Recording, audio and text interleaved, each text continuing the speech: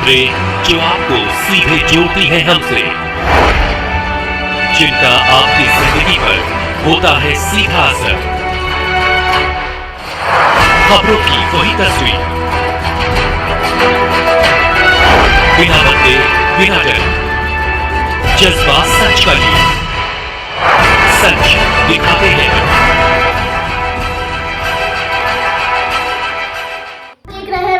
News और मैं हूं आपके साथ कोमल भारती। आइए बढ़ते हैं खबरों की ओर। देख रहे हैं विस्नायक न्यूज और मैं हूं आपके साथ कोमल भारती।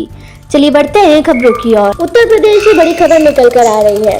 लखनऊ राजधानी में जमीन पैमाइश को लेकर गोलियों की ताबड़तोड़ फायरिंग, तड़प हड़ाहट से दहला मलियाबाद। ताबड़तोड़ फायरिंग में दंपति की हत्या, एक घायल। ट्रिपल मर्डर से इलाके में दहशत, मौके पर पुलिस मौजूद। फरीन खान, हजला खान और मुनीर खान की मौत, शिवराज खान और बेटे ने दिया वारदात को अंजाम। न्यूज अपडेट अनुसार 70-80 के दशक में बुलेट और घोड़े से चलने वाले आरोप लल्लन पुराने लखनऊ में गब्बर सिंह नाम से था मशहूर। उस दौर में हिस्ट्री सीटर लल्लन पर कई हत्याकांड को अंजाम देने के लगे थे आरोप। मलिहाबाद में ट्रिपल मर्डर को अंजाम देने के आरोपी लल्लन उम्र मौजूद समय बताई जा रही है करीब 70 वर्षीय। आरोपी लल्लन के नेत्रहीन भाई सगीर के घर में ही संदिग्ध परिस्थितियों में गोली लगने से पूर्व में ही हो गई थी मौत। बेटे पर लगा था आरोप। कृष्णा के न्यूज चैनल से मलिक मोहम्मद हुआ है। क्या प्राइमरी इन्वेस्टिगेशन में आपके सामने आया और गलती किसकी रही? पैमाइश से चूंकि शुरुआत हुई थी। अभी हमने परिवार वालों के साथ में वार्ता की है। ये बहुत ही दुखद आपराधिक घटना है जिसमें जो अपराधी है वो हिस्ट्री सीटर है और उसने अपने ही परिवार के लोगों की यहाँ पर हत्या की है और उसका इन्वेस्टिगेशन अभी स्टार्ट किया गया है। जो प्रश्न आ रहा था कि इसमें इन लोगों के बीच में क्या विवाद है, इसके संबंध में हमने अभी परिवार से पूरी बात की है। उनका कहना ये है कि ज़मीन संबंधी ये दोनों सगे भाई हैं। इनके लल्लन के भाई हैं सलीम, जिनकी बेटी को लल्लन और उसके बेटे ने गोली मारी है। ये दोनों सगे भाई हैं और इनका आपस में कोई ज़मीन का विवाद नहीं है, ऐसा इनका कहना है। लेकिन एक संयुक्त खाता था जिस पर कि बंटवारे का मुकदमा हुआ था और बंटवारे का वाद निर्णीत हुआ था 2013 में।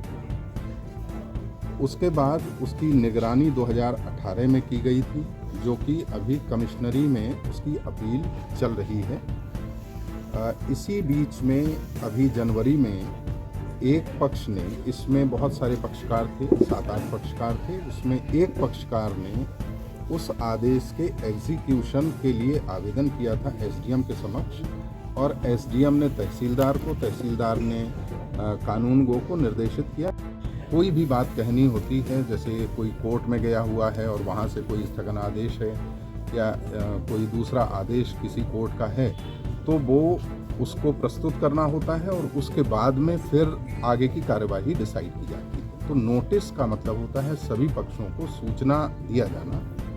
वो सूचना दी गई थी और उसके तहत आज की तिथि नियत की गई थी। तो ऐसा संज्ञान में आया है कि आज वो एक्टिविटी होने से पहले ये लेखपाल को पता चला कि उस पर कोई स्थगन का आदेश है, तो आज ये पैमाइश नहीं की जा सकती है और उसने पक्षकारों को इन्फॉर्म किया। इनके द्वारा भी ये बताया गया कि लेखपाल ने मना कर दिया कि आज पैमाइश नहीं हो सकती है।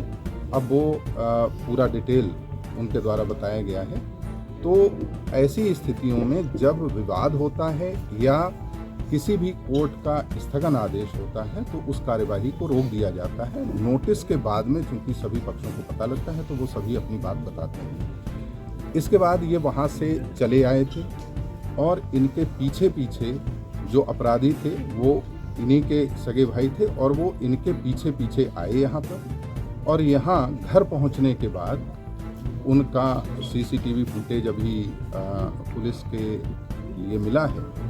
उसमें इनके द्वारा ये बताया जा रहा है कि कुछ यहाँ पर विवाद हुआ, आपसी कुछ विवाद था और उसके बाद उन्होंने गोली चला दी। तो अभी ये बाकी चीज़ें तो विस्तार से इन्वेस्टिगेशन का विषय है, लेकिन प्राथमिक तौर पर इनके द्वारा जो बताया जा रहा है कि इनका सीधे उससे कोई ज़मीन का विवाद नहीं था, लेकिन उसको ये लगता था कि उसका जिसके साथ ज़मीन का विवाद है उसका ये लोग सपोर्ट कर रहे हैं, ऐसा यहाँ बताया जा रहा है। लेकिन ये सब अभी फाइनल इन्वेस्टिगेशन के बाद ही पता चलेगा।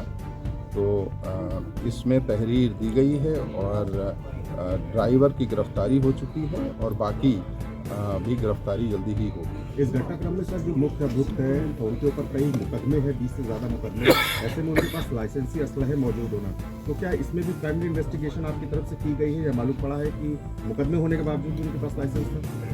नहीं, अभी इसके बारे में पूरी सूचना इकट्ठी की जा रही है और वो भी इमीडिएटली एक्शन लिया जाएगा उस पर। सर 2009 में सर जो उनका लाइसेंस बना है उससे पहले इनको रजिस्ट्री शीटर और तमाम जो मुकदमे इनके ऊपर दर्ज थे, उसके बाद किस तरीके से लाइसेंस बनाया गया, कहाँ कमी? हाँ, अभी ये पूरा इन्वेस्टिगेशन किया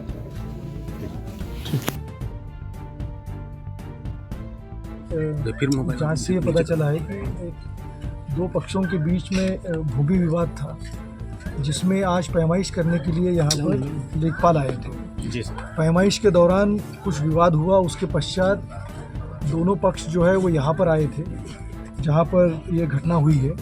यहाँ पर भी कुछ देर तक इनके बीच में बात हुई है। इसके पश्चात जिन लोगों ने ये घटना कारित की है उन्होंने अपने लाइसेंसी असलहा से यहाँ पर जो वाद विवाद बढ़ा तब उसके बाद गोली चलाई है और जिसमें एक 17 साल के बच्चे की, उसके माँ की और एक उनके जो चाचा है उनकी डेथ हुई है। इसमें ये भी बात अभी तक पता चली है कि इनका ये आपस में रिश्तेदार है, जो महिला जिनकी मृत्यु हुई है और जिन्होंने ये घटना की है वो उनके चचिया ससुर हैं। तो ये इनकी क्लोज रिलेशनशिप है और किसी तरीके से ये वाद विवाद का स्वरूप देकर ये घटना हुई है। अभी तक हमने जो घटना में प्रयुक्त जो लाइसेंसी असला है वो बरामद किया है, 315 बोर की वो राइफ़ल है और जिस थार से ये अभियुक्त यहाँ पर आए थे जहाँ पैमाइश हुई थी और उसके पश्चात इस घर में आए थे वाद विवाद करने के लिए, वो भी बरामद हुई है। अभी इनके कुछ एसोसिएट्स को पकड़ा गया है जिसके आधार पर इनकी लोकेशन और इनको गिरफ्तारी के प्रयास किए जा रहे हैं। शीघ्र ही हम इनकी गिरफ्तारी करेंगे, इनके विरुद्ध कार्रवाई करेंगे। क्या दोनों पक्षों में पहले से ही विवाद था? क्या पुलिस को कोई जानकारी थी पहले? इनमें ज़मीनी विवाद जो था वो एसडीएम के साहब के कोर्ट में चल रहा था और इसके पश्चात जब अभी तक की जो जानकारी आई है उसमें यह है कि जो एसडीएम कोर्ट का जो प्रकरण है वो खारिज होने के पश्चात ये पैमाइश करने के लिए यहाँ लेखपाल आए थे। अभी तक जब ये पैमाइश के लिए पुलिस को इसके बारे में कोई सूचना नहीं दी गई थी, जिसके कारण वहाँ पर इनके साथ लेखपाल जो आए थे उनके साथ पुलिस नहीं थी। पैमाइश में जो विवाद हुआ उसके पश्चात यहाँ आकर घर में बात हुई है। कुछ विवाद मौके पे हुआ है, कुछ विवाद यहाँ पर आके घर पे हुआ है और वाद विवाद के पश्चात जो है वो असलाह का प्रयोग करके ये घटना कारित की गई है। क्या सर पैमाइश का आदेश था किसी सक्षम कोर्ट से या किसी अधिकारी के स्तर से? फिलहाल इसकी जानकारी नहीं कर पाए हैं, लेकिन पैमाइश जो हुई है उसमें चूंकि थाने को सूचना नहीं थी जिसके कारण वहाँ पर फोर्स नहीं था और विवाद जो चल रहा था वो चूंकि एसडीएम कोर्ट में भी था तो ये पुराना लंबित विवाद था। तो अभी इस पूरे प्रकरण की जानकारी की जाएगी, लेकिन इसमें जो महत्वपूर्ण बात आई है कि यहाँ जिस तरह की बात हुई है परिवार से और जिस तरह से उनका एक दूसरे से रिश्तेदारी है, जान पहचान थी इनकी, वाद विवाद जब बढ़ा तो उसके बाद असलाह का प्रयोग किया गया है।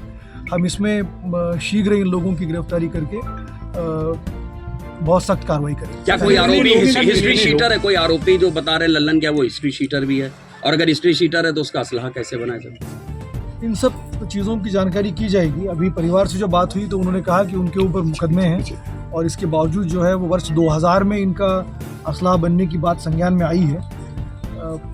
इस प्रकरण की विस्तार से जांच करने की आवश्यकता है, क्योंकि अगर उनके विरुद्ध कोई अगर अभियोग पंजीकृत है तो किस प्रकार से इनका असलाह बना, ये भी संज्ञान में आया कि उनके पास एक पासपोर्ट है। अब ये किस तरह से हुआ ये भी एक जांच का विषय रहेगा। क्योंकि जो एक्यूज़ड है, मेन एक्यूज़ जो सिराज अहमद है, उनके 2 बेटे पोलैंड में रहते हैं। तो ये बताया गया कि वो वहाँ उन्होंने विजिट किया था। तो ये भी पूरे प्रकरण की जांच की जाएगी और सारे तथ्य जब सामने आएंगे तो आपके सामने रखे जाएंगे। अगर लेखपाल ललन खां के अलावा सर कितने लोग इसमें शामिल रहे हैं, क्या संख्या रही है? अभी जो हमें FIR के लिए एप्लीकेशन दिया जा रहा है, बट अभी तक की हमारी जानकारी के अनुसार इसमें 3 व्यक्ति थे। अभी और भी इसमें जांच करेंगे तो पता चलेगा इसमें और कितने लोग थे। सर क्या लेखपाल अगर उसकी कोई गलती हुई उस पर कार्रवाई? अभी गलती तो नहीं कहेंगे क्योंकि उसमें वो वहाँ पर पैमाइश करने गए थे।